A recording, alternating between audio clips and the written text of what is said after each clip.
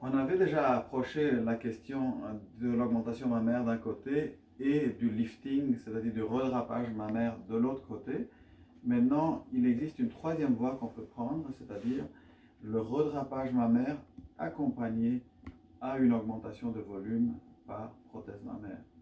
On rencontre ce troisième type d'augmentation et lifting mammaire surtout chez des personnes qui ont eu des enfants et qui ont allaité, où le volume mammaire s'est dans un premier temps augmenté, puis affaissé après les grossesses, tout en causant un relâchement cutané, en même temps qu'une diminution du volume à l'intérieur du sein.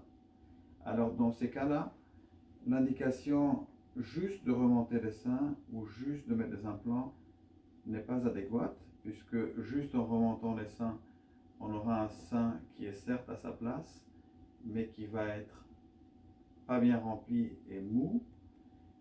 Juste en augmentant le volume sans remonter les seins, dans ces cas-là, c'est pas non plus indiqué, puisqu'on va remplir un espace trop grand et les seins vont pendre encore davantage. Alors effectivement, dans ces cas-là, la parfaite indication serait de remonter les seins en même temps que d'implanter du volume sous forme d'une prothèse mammaire.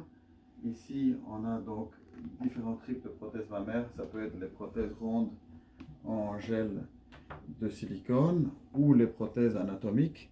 Ceci est une prothèse ainsi dite texturée, tout en sachant que de nos jours, on n'utilisera plus des prothèses texturées puisqu'il y a certaines problématiques liées à cette texture actuellement.